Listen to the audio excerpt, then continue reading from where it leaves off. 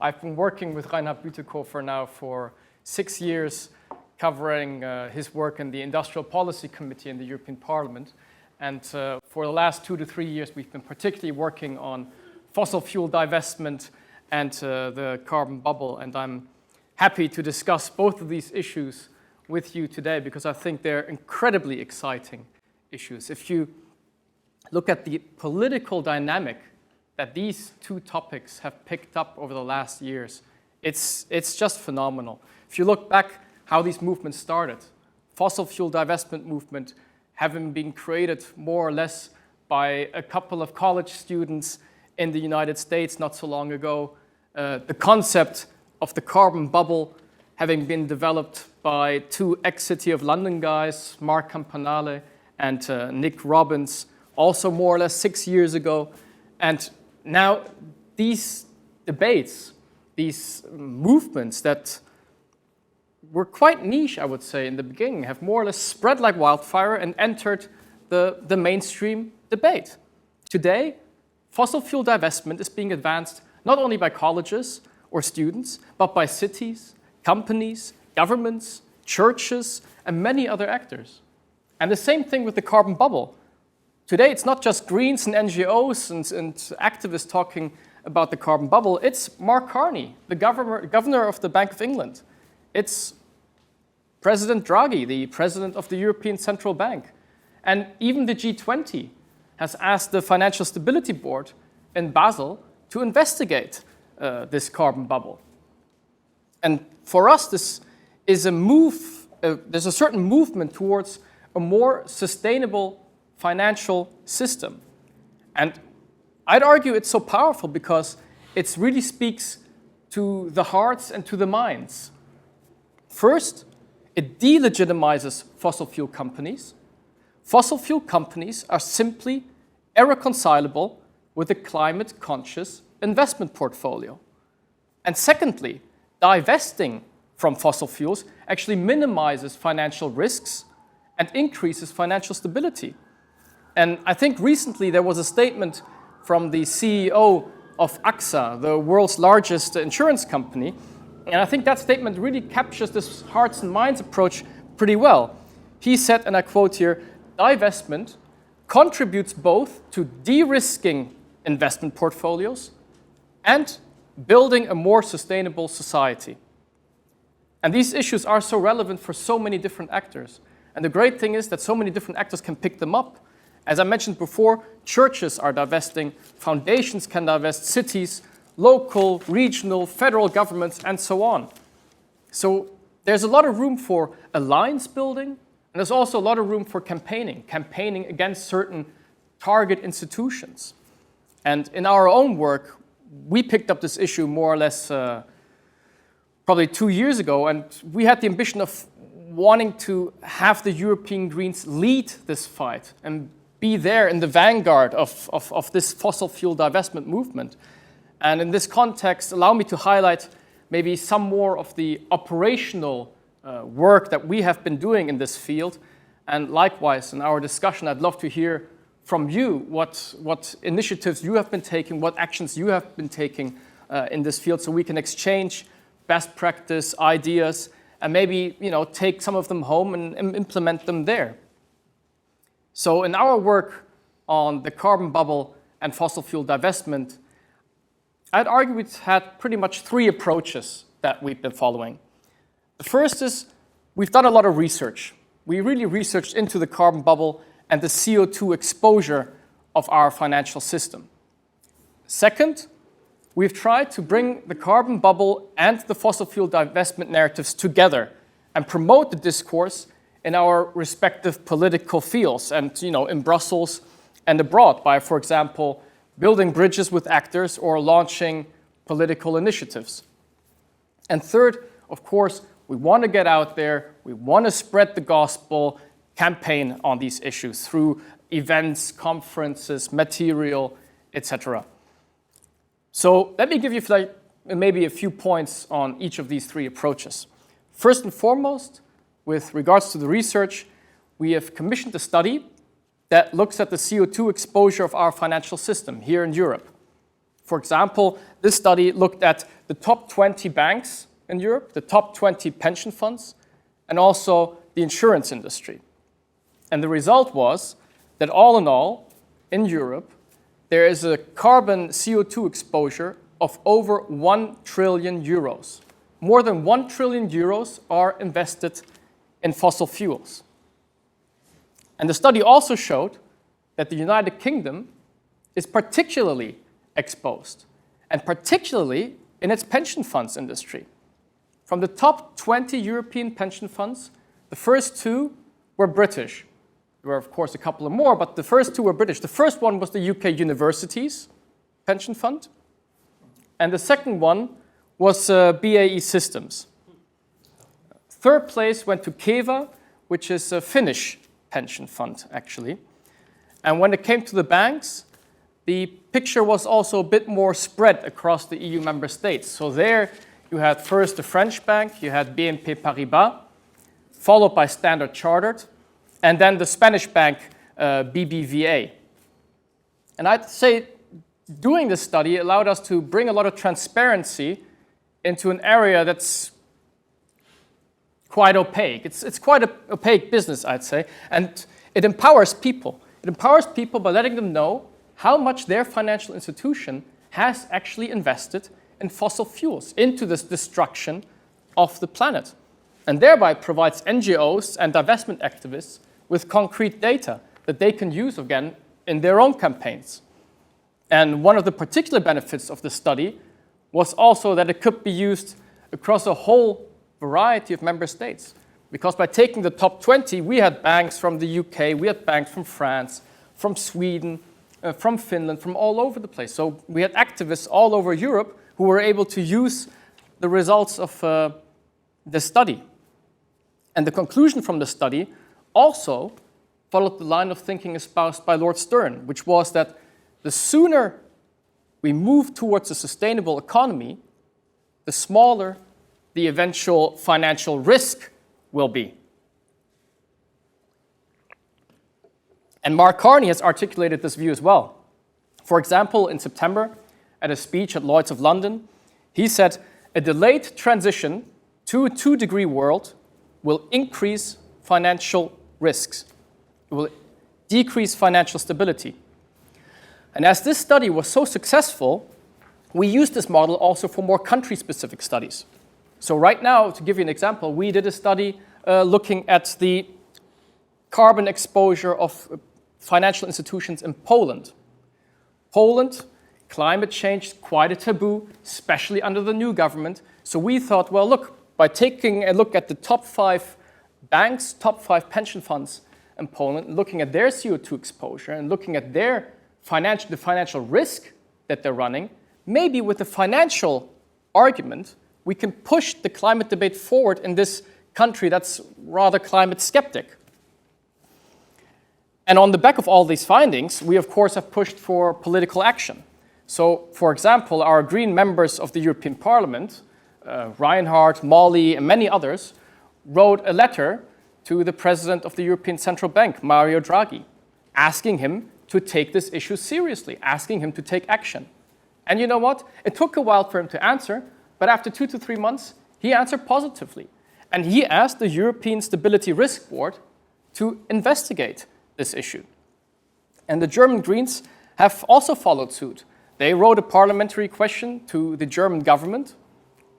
The answer wasn't satisfactory, but because the German government, I guess, was so embarrassed that they didn't know what to say, the German finance ministry has said they will do a study on the carbon bubble, on the risks of climate change and investing in fossil fuels.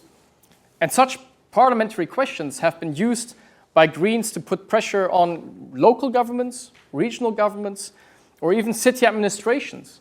In fact, just yesterday, the German city of Münster became the first German city to divest from fossil fuels. It was a great success, and we hope this will also lead for more cities in Germany divesting.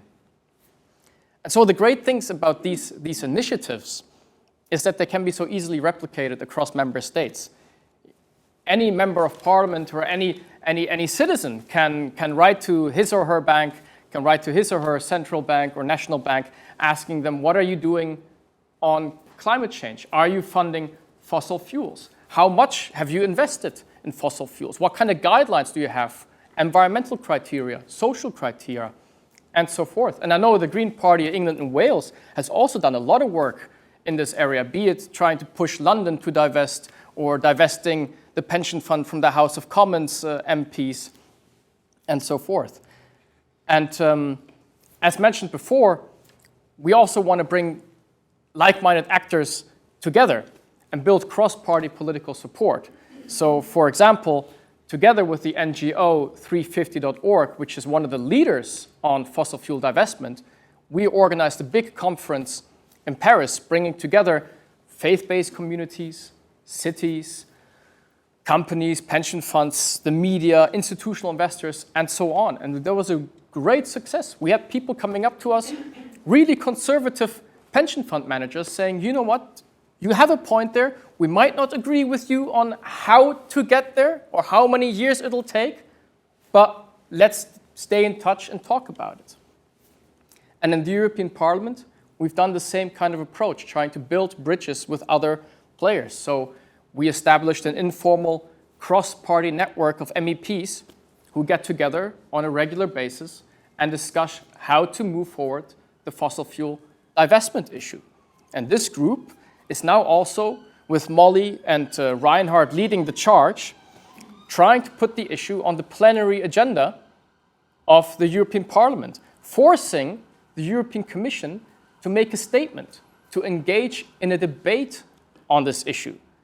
Because while there are a lot of actors talking about it, in Brussels, it's still quite an uphill battle with regards to the fossil fuel divestment issue. We've been writing 2 parliamentary questions to the European Commission. The first answer we got was the carbon bubble doesn't exist. Fossil fuel divestment is nonsense. And the second one was, well, we don't think it's a significant risk. We don't think it's an important enough topic, basically. And in September, Commissioner Jonathan Hill published his Capital Markets Union, so a proposal on how capital markets should function. And we thought this would have been the ideal opportunity to put in more sustainability aspects into our financial system, to move the fossil fuel divestment issue, to talk about the carbon bubble. But he was completely blind. He did not want to talk about this. He did not want to include this. So now, basically, it's up to the co-legislators, the European Parliament and the European Council, to move this debate forward and to push for having these aspects inside the Capital Markets Union. And one important meeting there is going to be next week, actually, because next week there will be a meeting of the ECOFIN Council, which is the council that brings together the economy and finance ministers, and they're going to come up with a statement on this Capital Markets Union. And so we've been in touch with the Luxembourg government and the Swedish government, where we have Greens actually in government, and one of the Greens is a minister on finance. And we've been working with them to try to push language on sustainability in financial markets. And last but not least, we, of course, as I mentioned before, want to spread the gospel on divestment and the carbon bubble and help give people the tools to work on these issues. So to give you one example, in September, the European Green Party organized a big Green City Congress, bringing together Green Party councillors from all over Europe, sharing their experiences, sharing best practice and ideas. And one of the direct outcomes that I heard of from a couple of people on the sidelines was that there was one councillor from the Finnish city of Uppsala who heard from fossil fuel divestment for the first time, thought it was such a good idea, went back home, and the first thing they did is divest the city finances from fossil fuels. So that was a great success, and it's always nice to see you organize a conference and there's a direct impact. And of course, we've also worked with NGOs, and for example, Share Action or the German NGO Urgewalt, in order to bring pressure on companies. So one example here is earlier this year, we bought a share in the German reinsurance giant Munich Re. And that allowed my boss Reinhard to go to their shareholders meeting. And it gave him the opportunity to make a public statement and say, look, guys, what are you doing on fossil fuel divestment? How much do you have invested on fossil fuels? And this made quite a media splash in Germany, and the company was completely unprepared, didn't know what to answer, and there have been headlines ever since on this issue. And I actually heard from a friend of mine who worked in another insurance company, Allianz, that they were worried that my boss was going to show up at their shareholders meeting next time. And let me see, I don't have much more.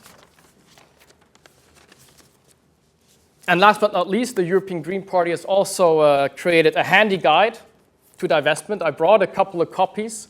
They're sitting at the back, which brings up all kinds of initiatives, actions, things that you can do in order to promote a divestment from fossil fuels. And one of the other ideas that we have is, I know the Green European Foundation just recently sent out a call for projects, a call for proposals. And I guess this is a heads up to you, Joanna. One of the ideas that we had is to organize next year a Green Party divestment activists workshop. So bring Green Party divestment activists from all over Europe together to share experiences, what has worked, what's been successful, what can we improve on, and so forth.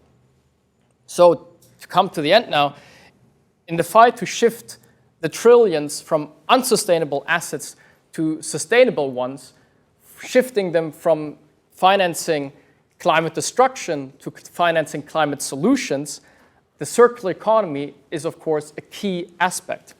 We have to move away from our linear production model of take, make, and waste and move towards a more regenerative economy. But this will require investment. Reaching the EU's waste standards alone, the existing ones alone, is expected to cost up to 40 billion euros by 2020. And we need to go beyond the standards that we have right now. And this is what we're trying to do in this circular economy package that the European Commission will come out with on the 2nd of December. Because with more ambitious targets, and these are actually figures from the European Commission, with more ambitious targets, we could create 180,000 new jobs, we can make a sizable reduction in greenhouse gas emissions, and we create net savings of 600 billion euros for European businesses. And if you look at these figures and compare them to how much the free trade agreement with the US is going to bring, TTIP, the circular economy figures are much higher than TTIP. But I fear that we will have a major political fight on the circular economy next year. The Conservatives, the European People's Party, they have already adopted a resolution at their party conference a couple of weeks back, which basically shows they do not want to have more ambitious targets. They do not want to move the agenda. And a whole range of companies are knocking on doors in Brussels saying, look, let's get rid of all this nonsense. Let's keep on with the incineration. Let's keep on landfilling. And so we really gotta fight hard. And next week, the European Green Party will have its autumn party conference in France, and there will be a plenary session on the circular economy, and we'll also prepare a briefing for green members and activists, so they're all prepared on this issue to know where the fault lines are, who are our allies, what are we up against, and so we're all prepared for this fight. So if you're interested in this, I can also give you more information on that later, but I think I probably already talked for far too long, so I'll leave it here. Thank you.